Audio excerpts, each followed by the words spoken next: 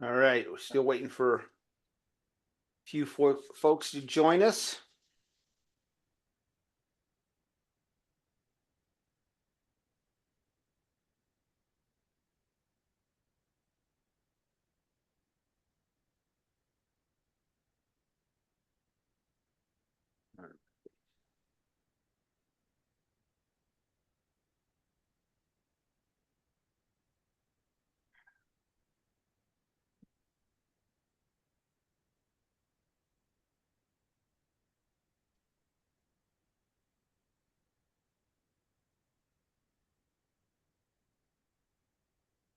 All right, waiting for Charlene and Mohan. We'll get going here. No, I'm here. Oh, okay. All right.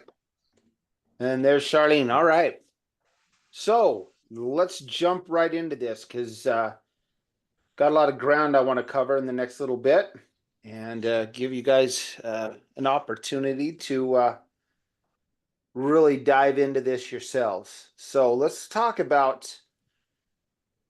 Let me ask you this first. Did anybody get the chance to really go through that PowerPoint and the video about the assessments? Yes. Yeah, Okay. I looked at it. All right. So what's your thoughts, Herman? Let you start. Well, I mean, I think, the CTRA is the MLEI of the organization to try and get down to the core of what's going on. Right. I like that analogy, and really, if you kind of zoom out, that's the ultimate purpose of this is to, find the pulse of the company of what's really going on from their perspective, at least the senior leadership's perspective.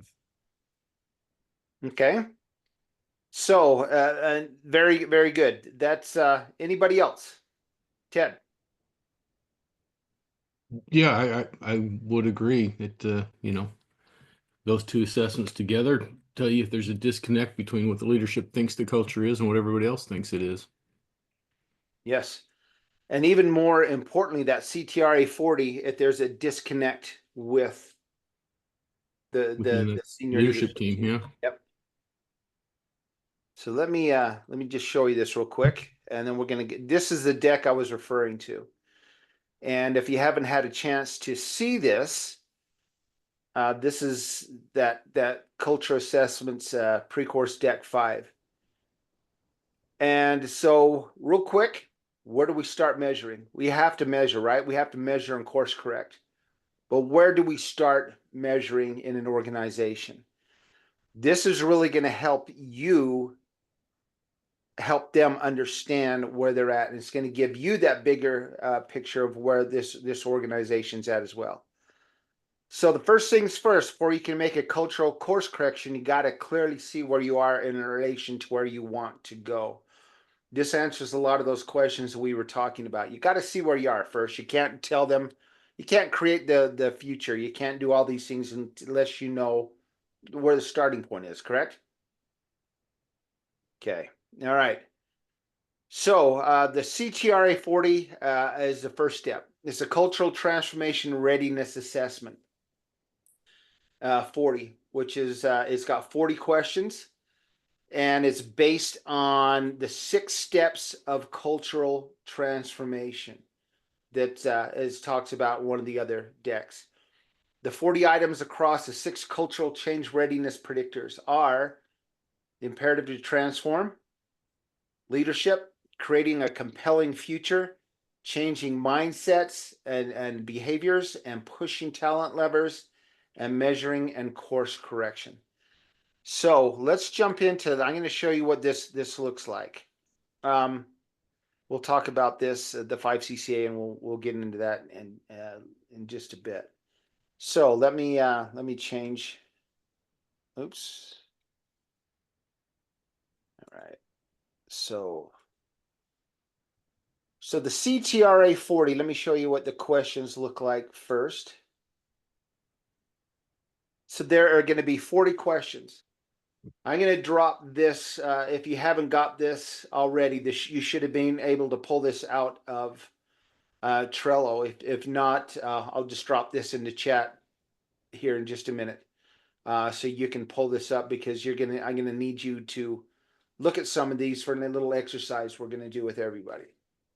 And so again, there are 6 sections to this.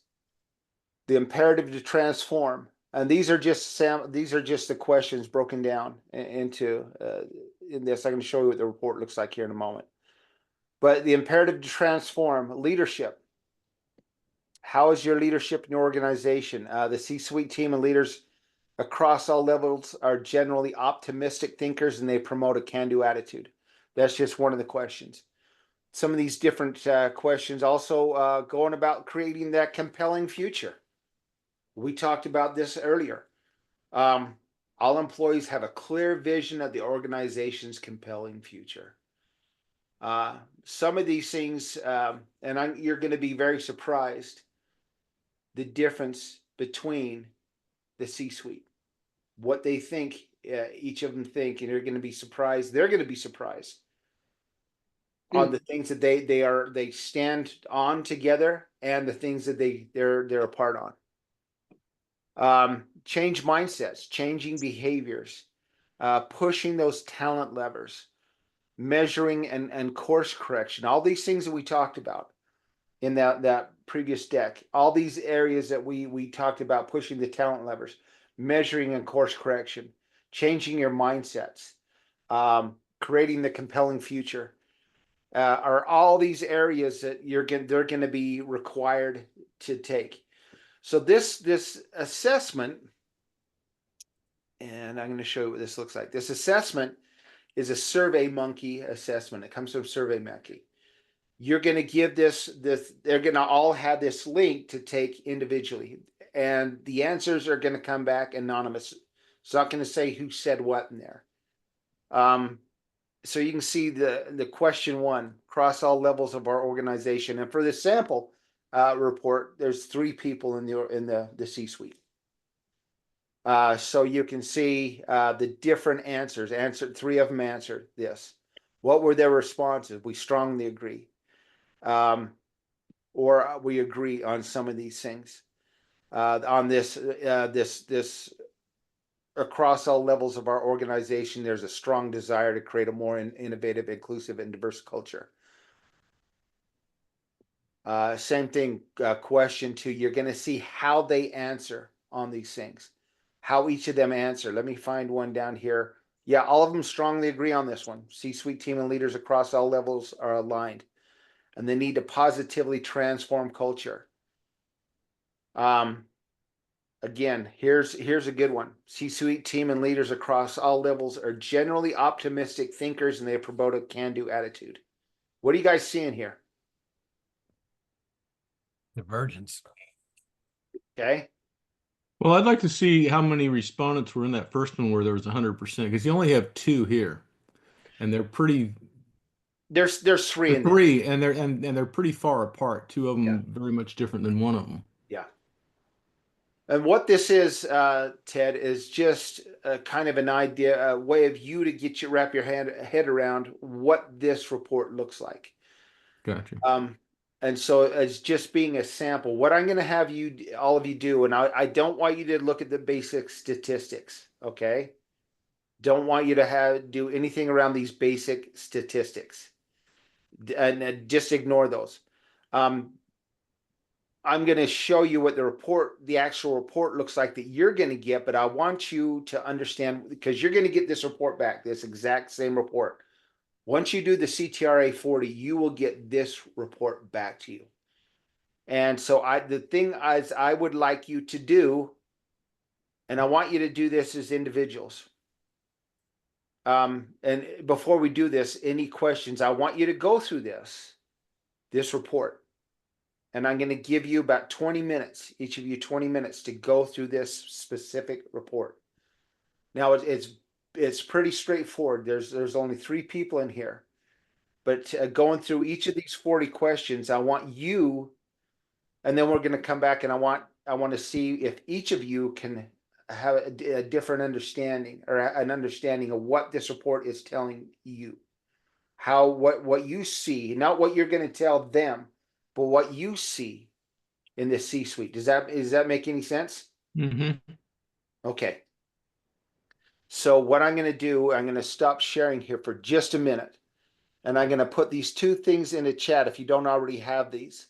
And then I'm going to give you 20 minutes to go through this. Each of you, that 20 minutes. And then once you're done, I'll have you come back and look at this. I'm actually going to put you in breakout rooms by yourself on this first one. So let me stop doing this. Rich, the 2 that you're looking at are the sample report and the questions by section. Yeah, the questions by section, I'm going to give you this and this sample report. I want you to go through this sample report and just look at it, these 40 questions. And I want you to get an idea of an understanding, kind of where you think this C-suite is. There's only 3 of them in there. I want you to tell me when we come back what your thoughts are, where these people are. Does that make sense? Okay. All right. Let me drop this into chat. These different. If you don't have them already.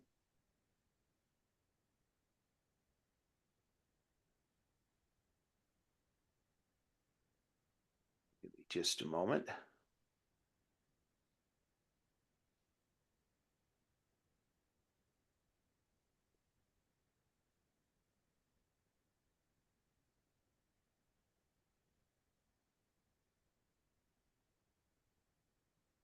Okay, there's one. So if you want to pull that one out.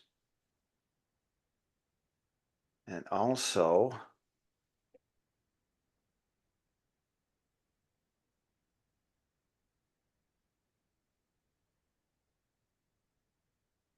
okay, they're in chat. If you don't have them already off of Trello or haven't been able to get those, pull these out of there. And I want you to go through these reports, that report again, and tell me what you think this report tells you, not what you're going to tell the C-suite, what it's telling you about this particular group of people.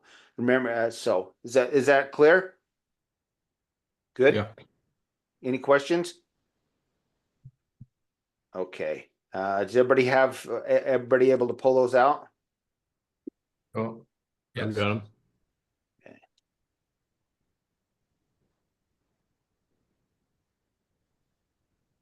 Okay. And here we go. So I'm putting you all into breakout rooms. So I'm going to open these rooms and I'm going to give you, I'll let you know when the 20 minutes is up. And so here we go. Should have something there that's telling you to join. And you can also ask me any questions you have.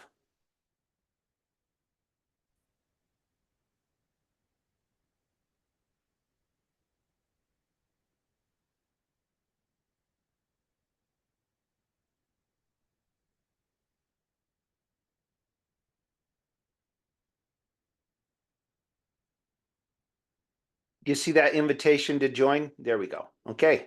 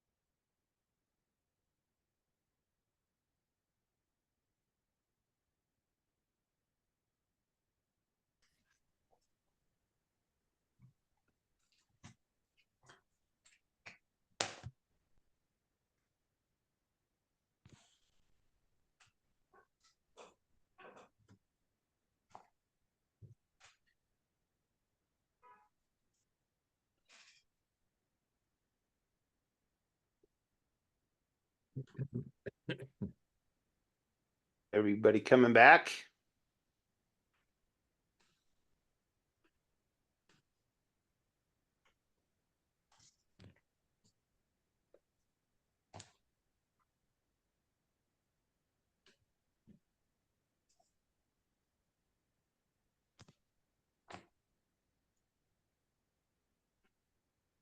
All right.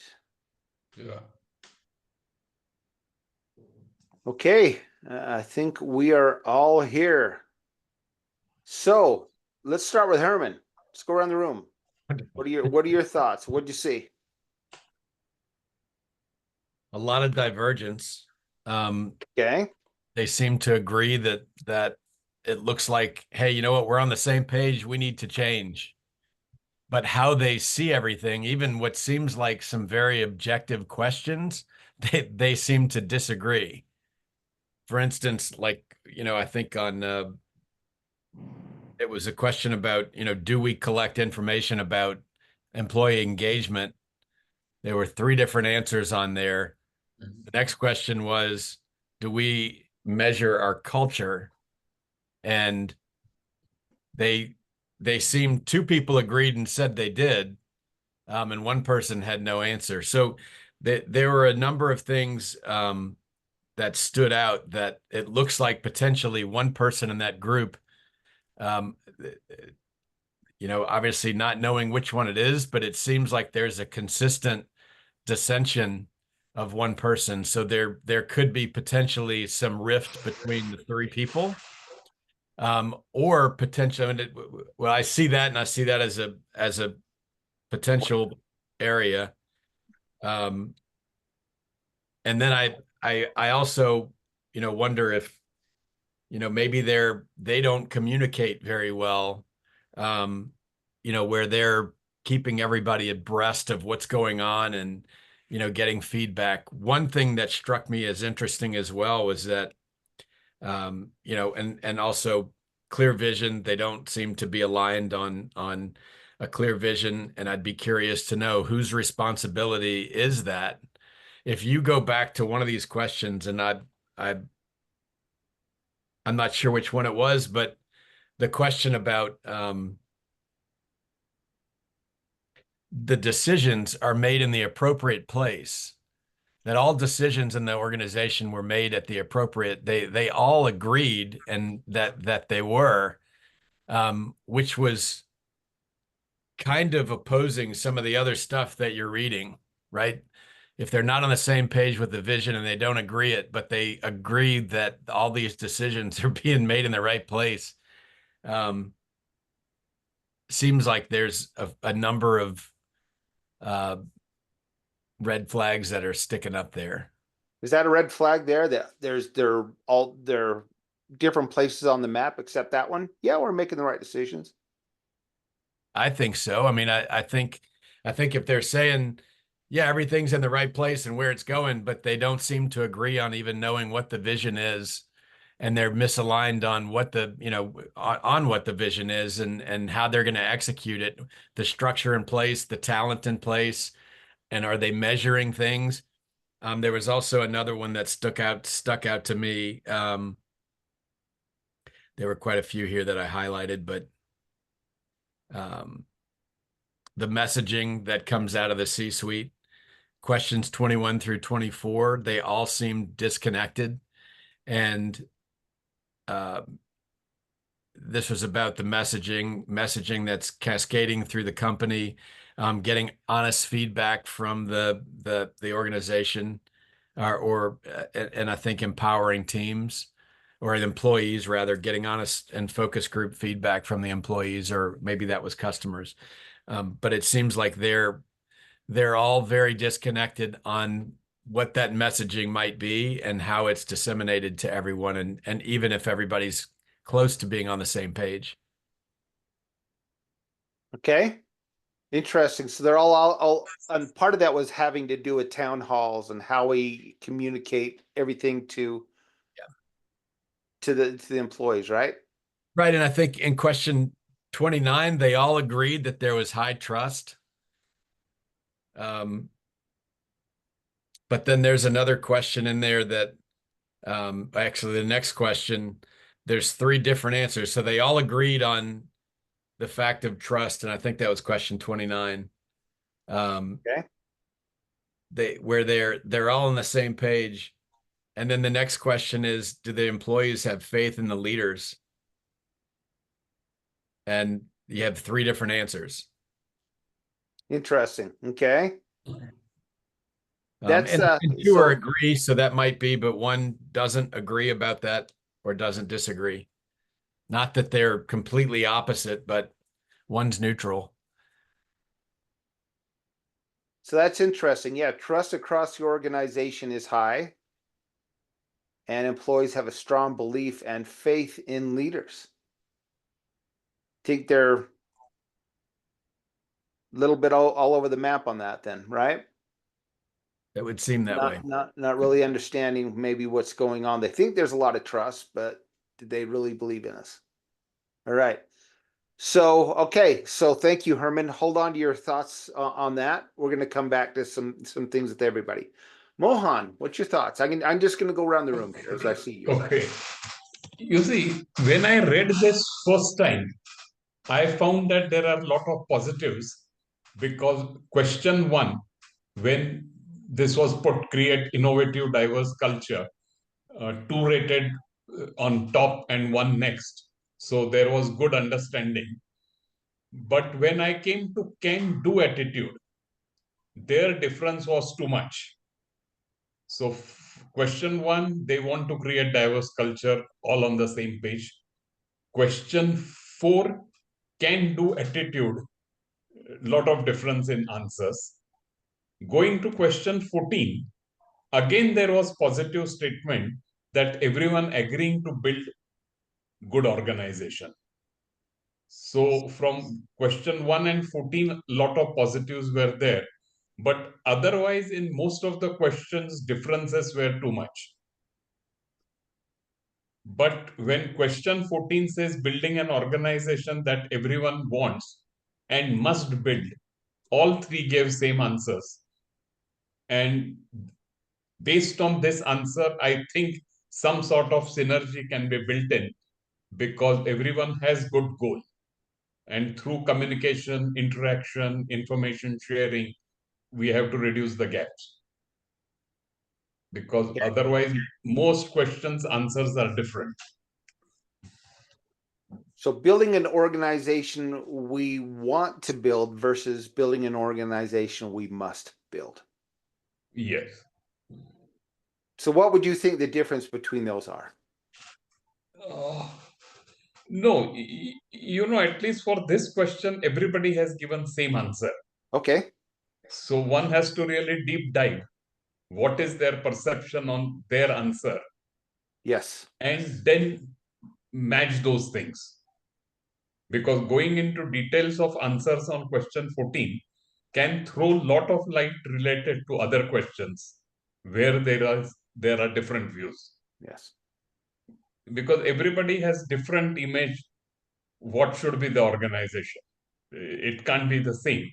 So although the answer is same, mental framework will be different. Okay. So yeah. but that's a good indicator though that everybody is on the same page about they know they must build Yes. a better organizational culture. Yeah. Okay. Anything else on this report that stood out to you? No, otherwise I found answers, there is lot of variations. Okay. So again, on some key questions, one need to go into details. Why is this answer and why not this? Okay. All right. Thank you, So Mohan. probably one will have to pick up 5-6 questions and then deep dive in one-to-one discussions. Yes. So hold on to that because we're going to come back to those discussions. Okay. Yeah, that's it. So, Charlene.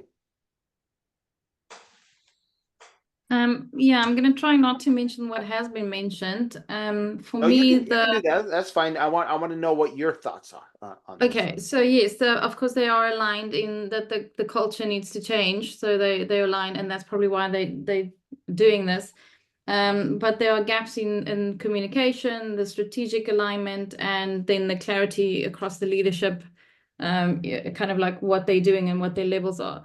But for me, because measurement, and I know now how important that is the measurement. There's kind of a lack of consistency in that for questions 8, 9, and 10. Wait, no, where's the measurement? The last ones, 35, 36, 38, 37.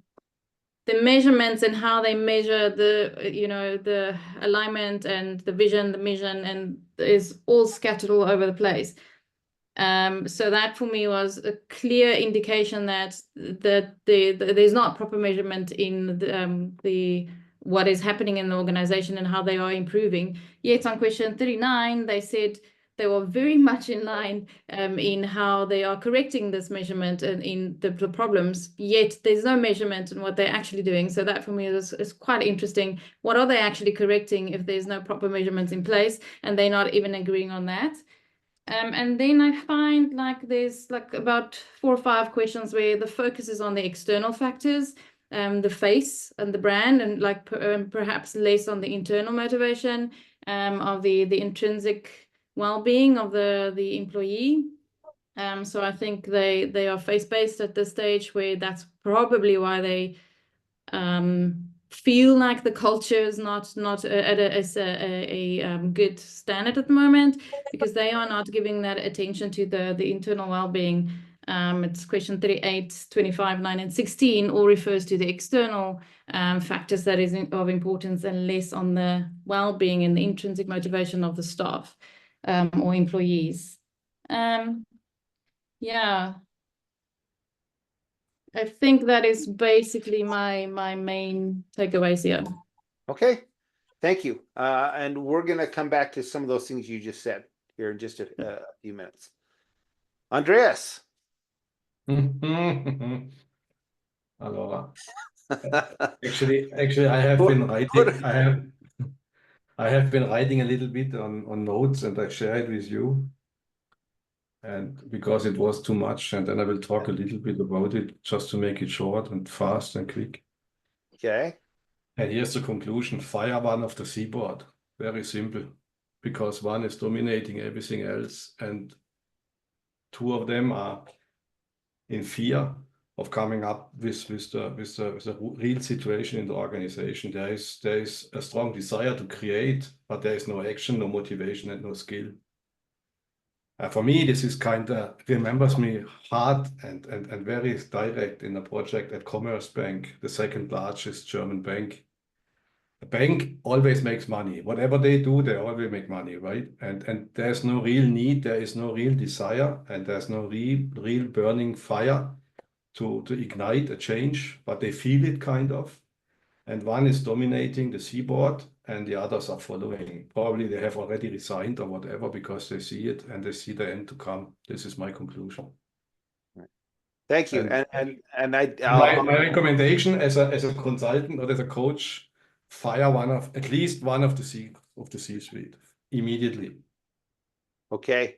And I did read that. So good observations what you had in there. So hold on to those thoughts. We're going to come back to some of those things. Michael. Oh, you're on mute there. So since I'm pretty familiar with the CTRI 40, how about if I go last and let everybody else, I don't want to influence their first time through analysis. Is that okay? All right, that's fine. TJ. Oh, I think these guys need help. So let me tell you. Is that your final conclusion? You guys need help. Yeah. Let me tell you what I think is going on behind the scenes. And I don't necessarily think any of this information is very helpful. I think what it reveals are some inner dynamics. Okay. And I would guess that you have a leader who does not value candid conversation or accept it. and they obviously don't measure anything. And they have an inflated view of their own leadership and a lesser view of their staff. You have a leader, it's probably the leader who strongly agrees on almost everything. And the others don't have a voice. Yeah. And so their voice is being heard here. And critical conversations are not being had. Yes. So beyond that, I don't know what else to say. I don't trust any of, I don't trust the results because of what I think is going on internally. Okay. Great, great perspective on that. Yeah, we got one person that's always, yeah, we're doing great, right? We measure everything. We're awesome. Maybe a bit of that imposter syndrome going on, maybe at the top, that top person, perhaps. It certainly makes you very curious about a lot of that, where there's so many questions that you want to ask. Why are you seeing this? Because I've found that, it's interesting to go through these. And when you look at somebody's 360, or if you're looking at an MLEI, in particular, though, when you're looking at these kind of surveys, I know I get a picture in my head of what I'm about to see and who I'm about to meet. And it's always fascinating when you dig in a little bit deeper under that it's not always what I think it's going to be. So it always kind of makes me, step back and then give, understand the stories that are going on underneath it. Right. Absolutely. I'm just speculating. Yeah. No, and I think you've probably been in a lot of these organizations, so you're seeing them really quickly, right? These things are popping out to you. And I think it brings up so many questions. I wrote down probably 30 questions and half of them are why. Okay, good, great. And so hold on to those why questions, okay? Because I want to come back to those. I'm going to let you unpack those a little bit, but probably not today. All right, but that's going to come into play here in some other things. Sure. All right, Ted. Yeah, unmute. Yeah. So first of all, some overview kind of thoughts I had on this is that it's a very limited window to see this organization in. There's lots of information here, but it's a very limited window. It's only one view, and it's all based on perception, which may be very well aligned or completely different from reality. It'll be interesting to see the 5 CCA reviews over this. Now, how helpful they are depends on the organization size, the candor, all the rest of that stuff, but it'll be interesting to see that piece. I actually, as a coach, saw a lot to be excited about, encouraged about, because as we talked in our first week, part of the reason I do this is I love to see people improve and do more. And there's a whole lot of opportunity here to do that. Yep. If you're not afraid of hard work, right? Because a lot of opportunity means a lot of effort. And if they're willing to make the effort. As we first go through the answers, if I see there's the difference between strongly agree and agree, that's a minimal difference. They're fairly well aligned. But as you move further into that, their perceptions are very different, especially when you get to the questions about communication and alignment and clarity of vision and purpose. They're all over the place. You made a comment, Rich, and I don't remember if it was Mohan or whoever it was that first brought it up about the difference between a want to and a must. And I'll disagree with your conclusion a little bit. And I realize that I do take things very literally. And in this case, I am taking it literally. This question does not speak to alignment. It only speaks to theory. Do they understand there is a difference between want and must? Yes. It doesn't say anything about what their picture of difference between want and must in their organization is, just that they understand there's a difference. So that's not particularly useful beyond, okay, they see there's a difference. One thing that I did find very encouraging was complete alignment that we need to change. What we need to change, we're not really measuring. We have some real insight that they don't quite understand what needs to change, and they have to review some what needs to change. But it's encouraging that they all realize that a change must happen. I thought it was interesting. I think Herman brought this up. It's question 36. It's a yes or no answer. We're annually assessing engagement. It's yes or no. So how do you end up with strongly agree, strongly disagree, and I don't know? You know, so there's a real lack of communication there. If they have the right attitude, there's a real opportunity here. If they don't, then yeah, maybe you got to fire somebody before you can. But there's also, when I talked about, not being afraid of the work involved, there's a lot of remedial work that needs to be done with that C-suite first before you're ever going to successfully affect any change downstream. They're not ready to jump in right away to changing their culture. They need to change their C-suite culture first. A great insight, Ted. Great insight, and hold on to that because there's more coming. That's great insight on that. All righty, Rajat. Can I ask a quick question about that? Isn't that where all culture has to change anywhere before you can change throughout an organization? If it's inside of the organization, it's inside of the C-suite. Right. Well, you're absolutely right. And as there's a saying about culture, as the CEO goes, so does the culture. Yeah. As that C-suite goes, so does the culture. And so, yeah, if you don't have alignment there with the C-suite, how can you ever transform that culture? Make sense? That's where the work comes from. We're going to get into that.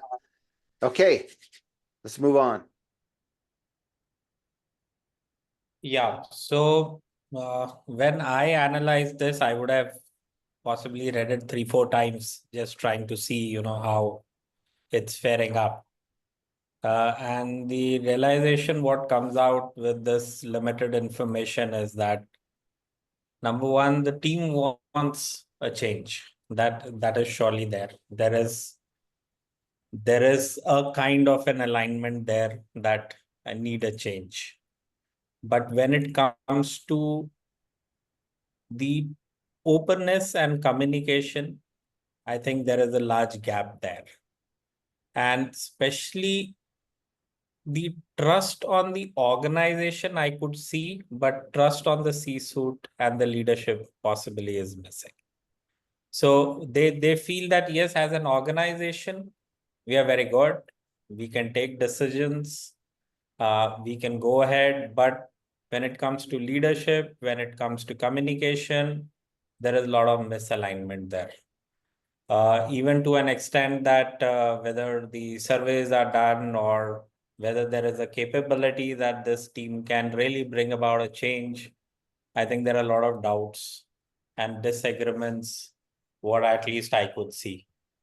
Also, I don't know why more detailing definitely is required, but there seems to be possibly one person who is the good man and giving everything as agreements there.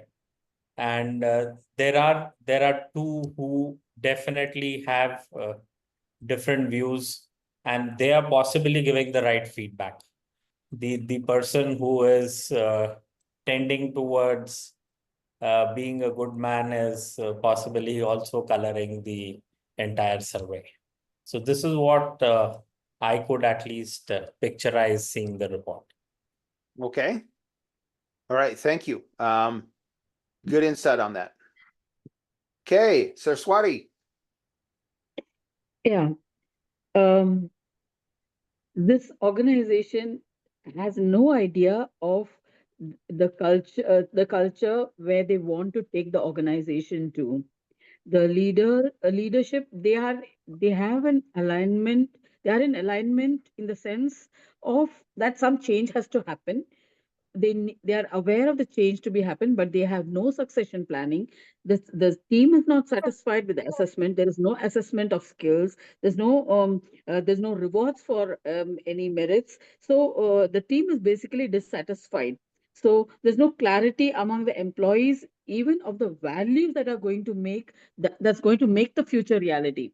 So there is no clarity as to the cultural change that they want to bring about itself. So probably although it's mentioned that there is communication, the communication is not effective of what the values of the organization are and where they want to go in future. So they're not happy with rewards also, and besides, they're not even taking feedback from people, from the competitors or from others. So they don't know where they're going wrong itself. If they would have at least taken a feedback, they would get a different perspective of how they can bring about that cultural change. That also is not happening. So they are really stuck. They're stuck. They haven't got the feedback yet, right? Yes, they have Okay. they have not taken they are not believing the feedback, or they have not taken I mean there is no feedback. And they're not focusing on the feedback. Means they may be taking it as a matter of ritual, just as a procedure, but they're not looking at the feedback, they're not focusing on the feedback, nor are they giving attention to the competitors' feedback. So that's what happens when they just trust. That trust has not converted into faith. So it's that there's a big gap there. There's definitely a gap in the group, right? That senior Yes. leadership, there's a gap. Yes. So that's what we look for, is those strengths and gaps, right? How can we help them improve? We're looking for those strengths and gaps. So yeah, and they're either have gotten feedback in the past that they didn't pay attention to. We've seen that, I've seen that in organizations. I'm sure that some of you have, but we're going to get into that. So hold on to those thoughts about that feedback. Okay. We're going to get Yes. into that. Michael. All right, I agree with a lot that's already been said here. With all the underlying stress and tension that's going on with this C-level team, I'm kind of surprised that one or two of the members haven't taken the other one out. You're very conflicted, very confused. I don't think there's much trust going on there. Certainly, it's already been remarked. Communication. It seems like they don't know whether they're coming or they're going. Remind me of a movie that was made back in the 70s titled The Gang That Couldn't Shoot Straight. So I'm kind of wondering here, what I wanted to know is this, as I was finishing up, I wanted to know when they were taking this assessment, who was smoking crack and who wasn't? Or were they all smoking crack? Maybe the one that needs to get fired was. I don't know. Yeah, I don't know. It's pretty confusing about who's the moving target and who's Or the steady. other two were, and he was the only sane one. Well, I kind of agree He with really TJ. understands what's going on. I agree with TJ. They're probably all smoking crack or doing shrooms or something. Yeah, There's there's not something there. happening here. Yeah. No, not much reality here. So, yeah, I would agree that with Ted that there's a lot of opportunity, probably a lot of opportunity to clean house. Let's find out who's really straight, who's really talking the real thing, and who's just out there doing who knows what. Yeah. So, the question: Did you create this one? Did you fill this out? I did. I knew it. I knew it was you. And so the question I had, did you have more fun filling this out, knowing the confusion it would create, or more fun anticipating how we would all react as we attempted to figure out the craziness of this assessment? Well, you know what? Yes, and I'm going to tell you, I based this sample on something I actually saw in an organization. And let me tell you what it was. I went to visit with a company here in Salt Lake City, Utah. And you can tell a lot about a company the second you walk through their door, what their front lobby is like. And so I walked into this place and I wasn't even sure I was in the right area. It was dark. It was dusty. There behind the receptionist desk was the janitor cart had been pushed behind the receptionist desk. And I was just like, man, I don't think I'm in the right place. There was a bunch of boxes stacked up from like UPS. So someone had been making deliveries there. And so as I'm looking around here, there was a hallway and people were walking past the hallway. No one even acknowledged I was standing there.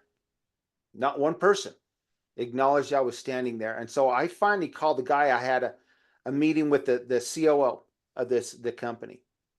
I had a meeting with him and I called him up and I said, well, hey, I'm not certain if I'm in the right place. I think I'm in the receptionist area, but I don't know. And he came and got me. And sure enough, I was in the receptionist area. It was dark. There was no one there to greet me. And so when I went back to the room that we were going to talk in, a conference room, it was a room had glass walls around it. And across the hallway was the CEO. Okay. Now he was in this room and he was looking on his phone. He actually had his feet up on his desk. Okay. Feet up on his desk. Now keep in mind, these are glass doors. The guy when the COO came and got me, and there was another guy he brought in with him, his director of operations, I think is what it was. They both looked like they'd been rode hard and put away wet. They were frazzled. And, you can tell that there was definitely problems going on. And all the time, as I'm talking to him, I'm kind of glancing over and looking at the CEO, kind of seeing, the big difference between what I could see and what was actually going on. And pretty soon the CEO got up, walked in the conference room and told the guy, I need you right now. And he said, well, I'm in the middle of this meeting that I had scheduled. And he said, I don't care. I need you right now. I got to have you now. And so, this guy apologized and said, I'll give you a call. And they got up and walked away. And I kind of left with this other individual who really wasn't the person I wanted to meet with. And here's the point. One of the things I found out, it was a family-owned business. The guy that was the CEO was the son of the original owner. He was very entitled. Later on, I got a chance to talk to him.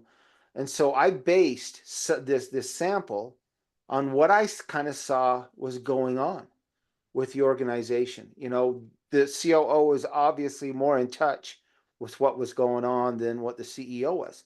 And so, yeah, I created this sample. So, but it was based on, I had fun with it, sure. But it was based on a lot of things that I've seen. It was a train wreck. That company was an absolute train wreck. It was hemorrhaging employees. Did they engage with you, Rich? No, they did not. Would you have wanted to if they asked? Yeah. I think it would have been well, maybe in hindsight at the time, yeah, I thought it would have been great to do that. It was, kind of early on in my coaching, career, but it was,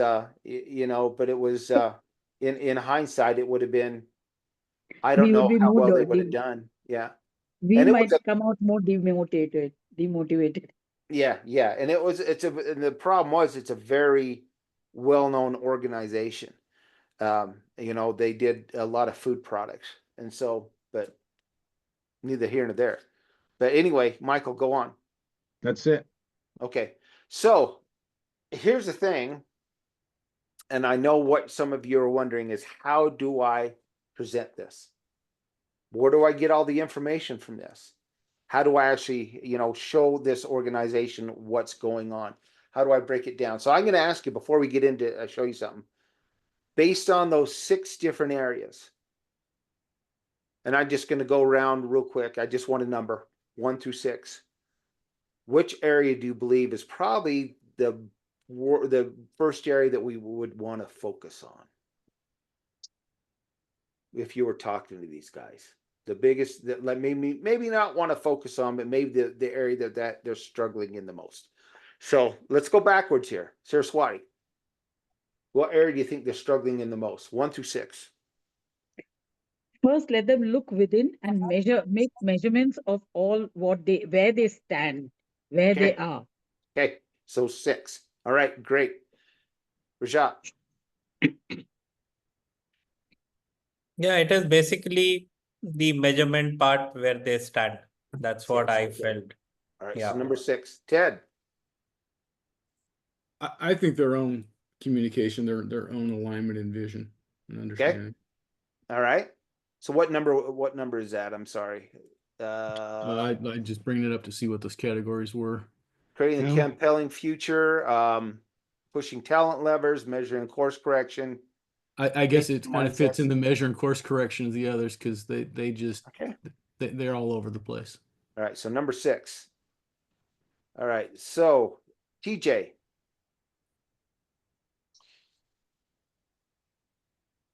2 and 6, and and have the staff fill this out to help them understand that what they think Yeah. is probably not what their staff thinks. Yeah, and that's where we come in with the 5 CCA. So yeah, so that's a great point. Well, you know, Mike, there's some questions here too that in my mind create some confusion as what they're thinking, because a lot of these questions are about the C-suite, but then a lot of these questions are C-suite and all leaders. okay, So it kind of muddies the responses a little bit. mutton it a little bit. Okay. So Michael, what's your thoughts? 1 through 6. Well, the way I see the CTRA 40, it's really built one upon the other piece. Yep. So I think I'd sit down and I would start just with number 1. Number 1's about agreement. Let's talk about what we agree on, the things that kind of on the same page. And then I just start having conversations and I just march right from that point on. Okay. Start talking about these things. All right, great comment. Andreas. Well, given that they can pay me, I would, yeah, sorry. I would start with section 4, mindset. Okay, mindsets, changing those mindsets. Okay, and I think that's number what, 2 or 3? 4. Okay, yeah. Charlotte, you want 4? 4 is mindset. 4, okay. So what is that your thought, Charlene? Yeah, I agree with the mindset 4. Okay, all right. So Mohan. I'd want half the money up front Yeah. on this one. Yeah, 'Cause there you go. There's a really good possibility it ain't gonna end well. Okay. Always be Yeah. cash positive. All right. Okay, yeah. All righty. So Mohan. You're on mute. 4 and 6. Okay. All right. Yeah. Very good. Okay. Herman. Yeah, this one's interesting just because I think number 1, they've got that imperative to change. They're on the same page there.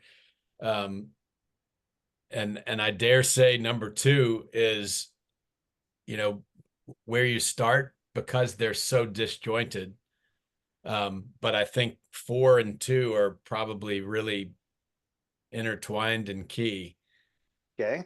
But at the end of the day, I think, yeah, I mean, those 2, I think 2 and 4 are almost A and B.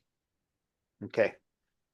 The good thing about this is you don't have to guess. That's cool. So here's the thing.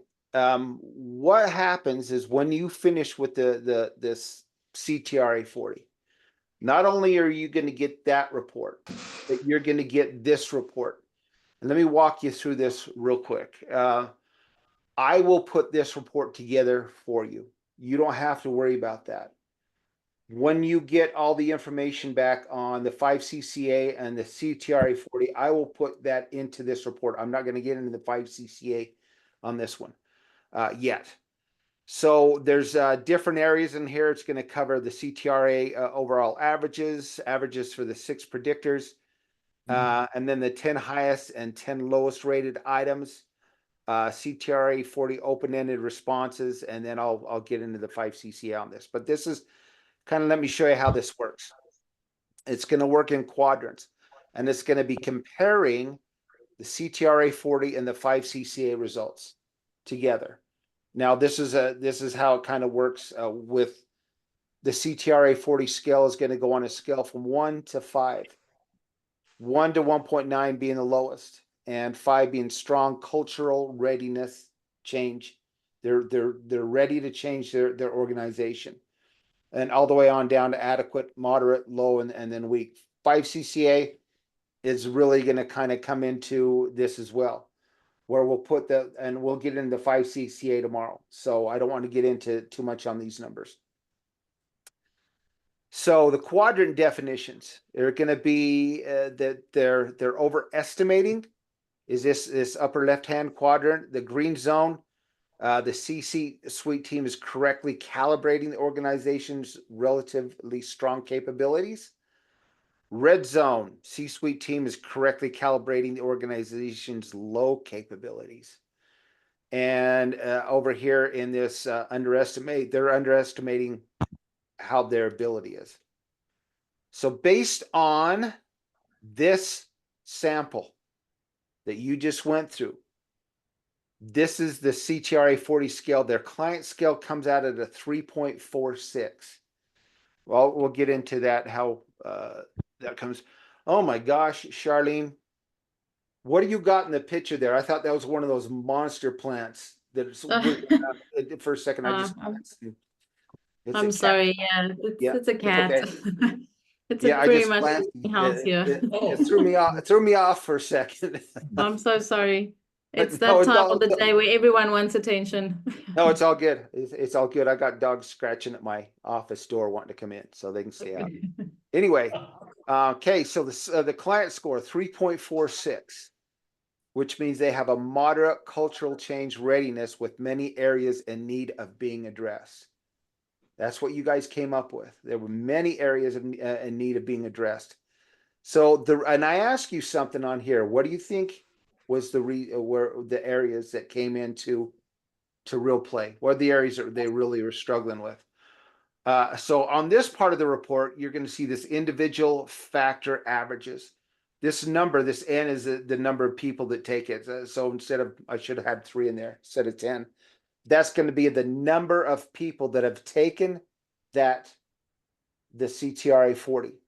It's going to give the averages. We'll average out each of those areas. So you'll be able to see which areas are really the one that's the struggle. So a lot of you said number 6. That's a tough one, right? Pushing the talent levers. Number 5. Some of you said this changing mindsets. That's right up there with the top. So 6 being, if you turn that around, that's really the area that they need to start working in the most. If you were starting to break these down, that measure and course correction area, based on their answers and how we figure out the averages on there. Although across the board, the imperative to transform was 3. Creating a compelling future. How many of you felt that maybe that creating a compelling... Hey, Rich, I don't want to interrupt you. I just want to make sure I understand. You're saying the higher the number, the higher the imperative? Right. Yeah, Okay. yeah, correct. So that number 6, if you base this on the rank, is what that's coming at. Rank is, that number 1, they're creating a compelling future. They're doing pretty well there, right? Or that 3.96. You look at the whole grand scheme of things. But that 2.96, that average there, that really comes out to be that number 6, the one that they are really, the area that they are struggling with the most. Now, how does this come into the whole grand scheme of things? We're going to show that tomorrow once we get into the 5CCA. But this is, so having to figure this out, you won't have to do any of this. You won't have to put this report together. I will put this report together for you and send it to you with all the results of the CTRA 40 and the 5CCA. Although you will get the actual reports from the CTRA 40, that one that you just went through, you're going to get that one as well as the one I'm going to show you tomorrow with the 5CCA. So questions on this? You asked that question. What's your thoughts on this?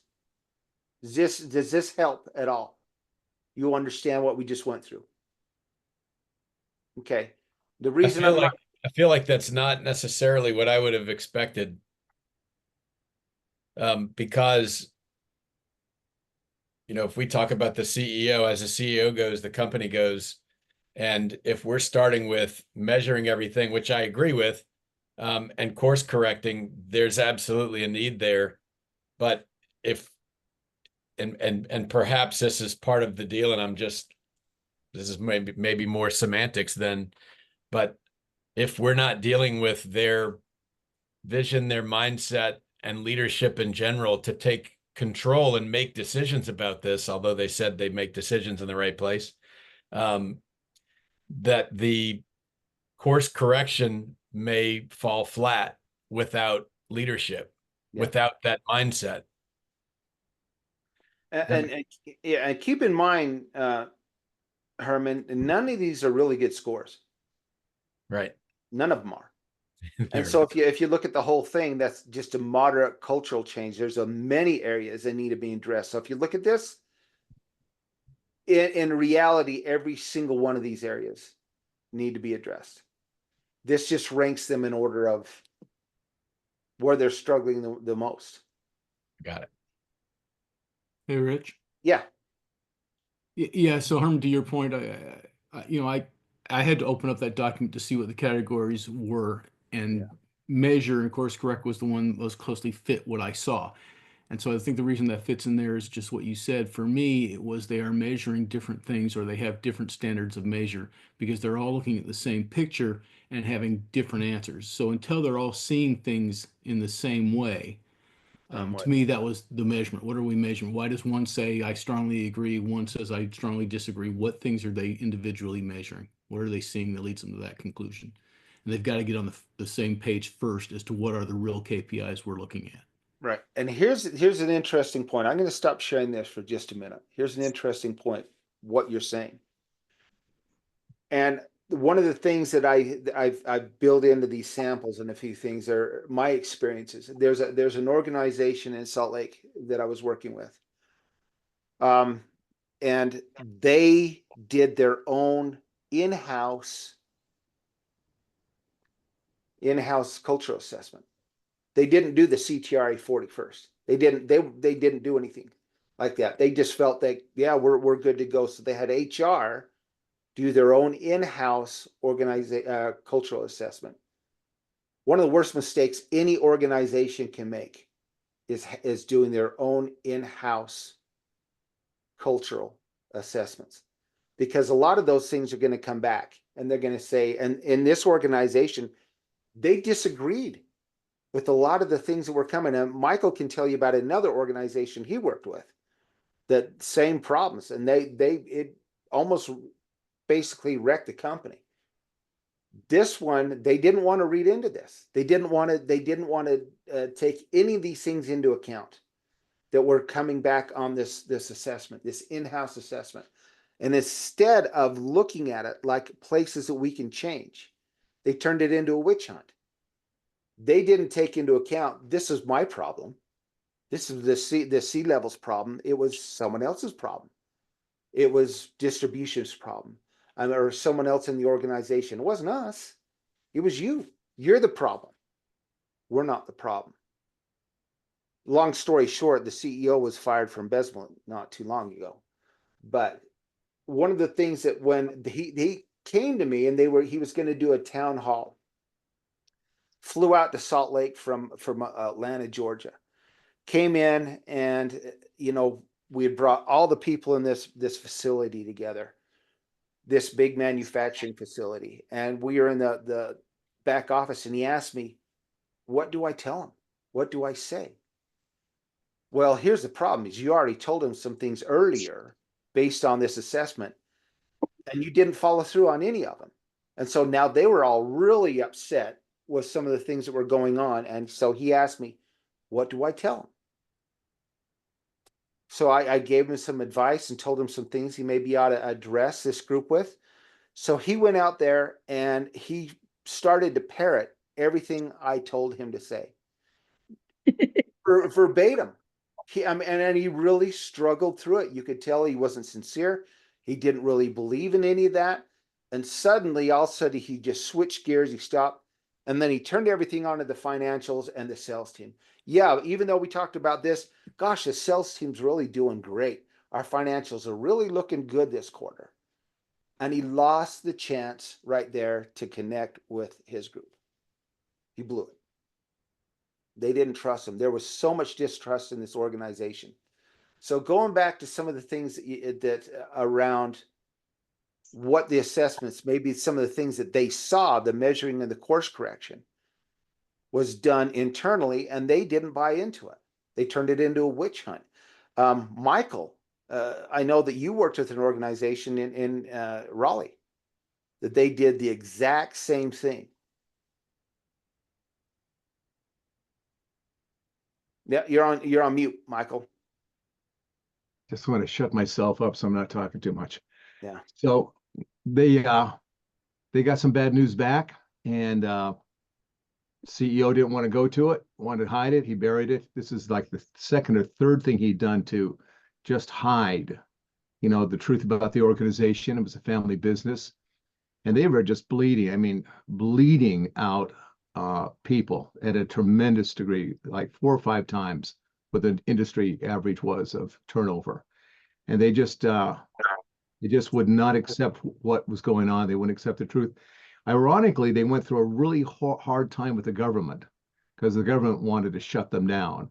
And at that point, they had to get real, and they got real, and they got focused. They got on it. They started listening to the people, and they managed to turn it around just by the skin of their teeth. But and that's kind of goes back to something that Herman said. We only want to do what we have to do. Yeah. And if we can find people that are willing to start making movement, make changes before it gets to that crisis stage, sometimes it gets to those are going to be the best people to work with, because the people that are in crisis, maybe they have to get to there, but it's a lot more difficult. It's a lot more painful. There's a lot more. It's going to cost them more. So I think somebody asked the question, would you work with that group of people? I think at some point we have to make that decision individually, but in all honesty, there's going to be some organizations you will not want to work with.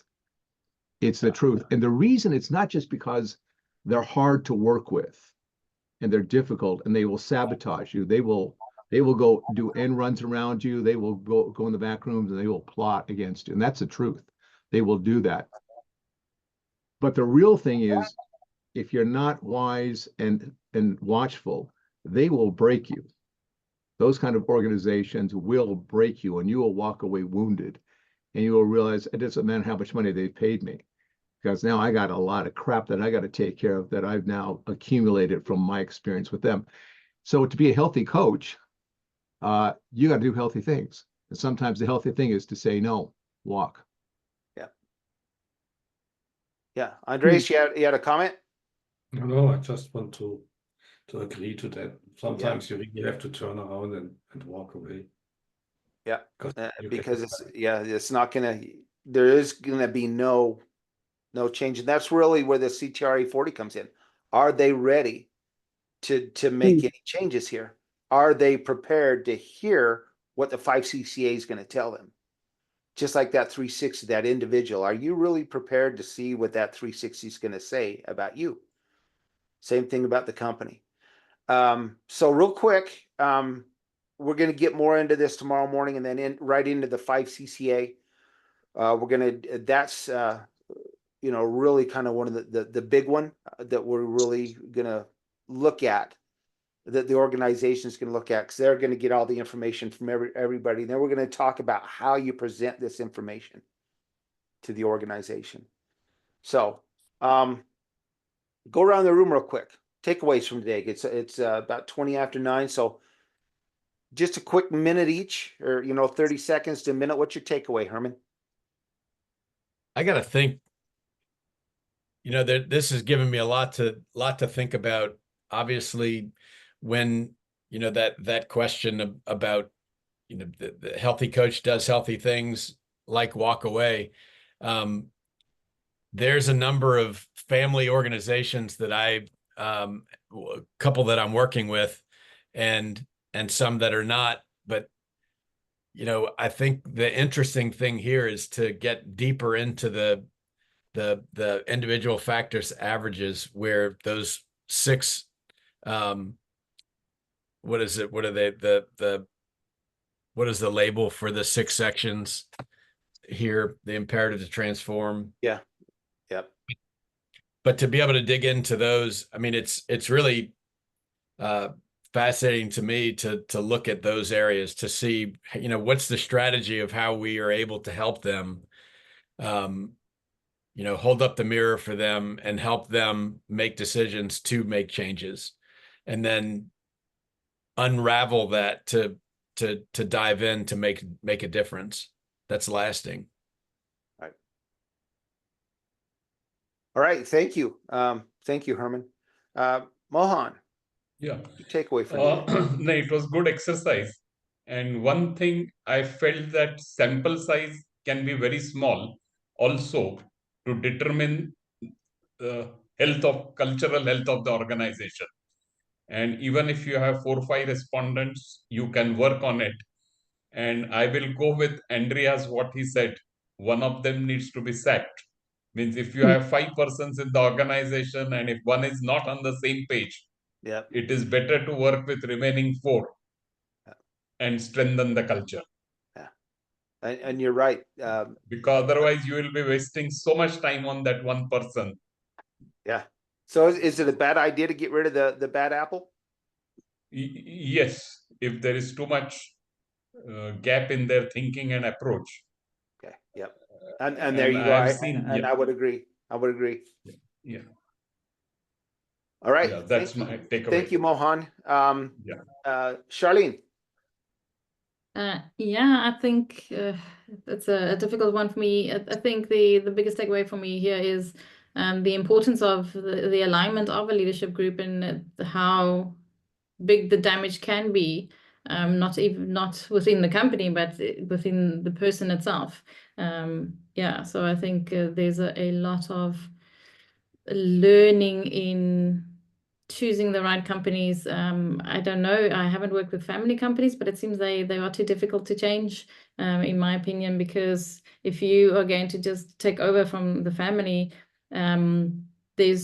that's just it. You're making the money. Is it really worth it to go through the process of change if you just were handed it on a platter? Yeah, so there's a lot of thinking in my head. I'm not sure what I'm actually saying now, but I think it's very important to see measurement and have the data to actually show them that change is needed. Right. Yeah. Thank you. Andreas. What should I say? My main takeaway is really that we can find a measure to give us some content and some baseline to take a decision. Not sure if it's the right or the wrong decision, but at least you have a point of reference. This is why I have taken this decision. This is why I can recommend this. This is helpful. And my personal takeaway, and I just feel confirmed in my thinking, is an old Indian saying: if you recognize you're riding a dead horse, dismount. Yeah, I would agree. I'll second that. Yeah. All right. Thank you, Andreas. Michael. Thought comes to my mind based on this little exercise we just did. Who's the rotten apple? And I think about it in the context of the Titanic. Was it the guy who was saying, I think we ought to stay away from those icebergs over there? Or was it the captain that said, no, we'll be fine?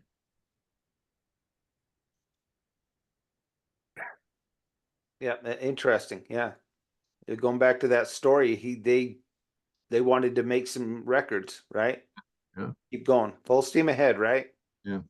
Other than that, it's just been a great get together with all of you today. It's great to listen to you, watch your faces, hear what you have to say, and get a feel for who it is you are.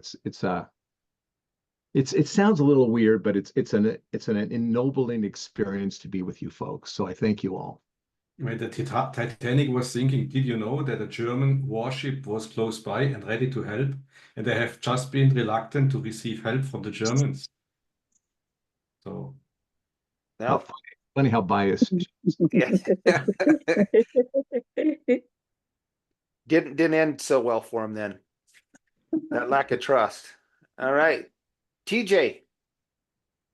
I put a link in the chat to a blog I wrote in May. I wasted my time trying to help too many organizations that didn't really want to change. And I asked 5 questions. This is what I do today. Do you genuinely want candid feedback? 2, are you willing to listen to your staff? 3, how much do you want better organizational culture and health? 4, are you willing to invest the time it will take to get to cultural transformation? And 5, will you invest appropriate finances to get the help you need? To me, those have become very important questions because I don't want to waste any more of my time helping people that really don't want help. Yes. Good. Great point. Great point. Thank you, TJ. And I just downloaded or clicked on that link. I'm going to go through and read that blog when we're done here. All right, Ted. Yeah, to the same point, you can't push a rope, right? You can't make a quitter quit quitting. So there's some places you're just spinning your wheels and wearing yourself out. I have to add this. This has nothing to do with anything, but Andrea's comments about the Titanic. I don't know if you've seen this this video. It's pretty old and it advertises, I think, for Ritz Language School. But there's a member of the German Coast Guard, and he's in his office and he's manning the radio. And forgive me, Andreas, for my terrible German accent, but he hears this Mayday call. We're sinking. We're sinking. Can anybody hear us? We're sinking. We're sinking. And he gets on and he says, yes, hello, this is German Coast Guard. Oh, thank God, we're sinking, we're sinking. What are you thinking about?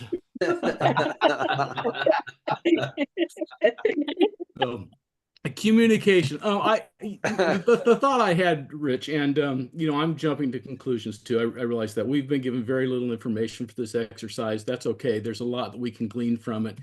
But when I hear the fast calls for you got to fire somebody, you got to fire them right now, that may be true. The reality is sometimes people got to go. But we don't know who's seeing things accurately here from this review. We don't know. And the result may be the same. Maybe that person that's got to go is the only one that's seeing reality and they're just spinning their wheels in that organization. It may be for their benefit they've got to go. But as a coach, I think we need to put in the effort to get a clear picture of that. Now, again, I'm not knocking anybody's comments. I thought that was very telling. That may be your initial response. Somebody's got to go, and after you do the research and dig through it, you still have the same conclusion. Somebody's got to go. But often I found in my career, it's cheaper to save somebody than replace them. Now, I believe in firing quickly as I believe in hiring quickly. Once you know that person's got to go, jettison them.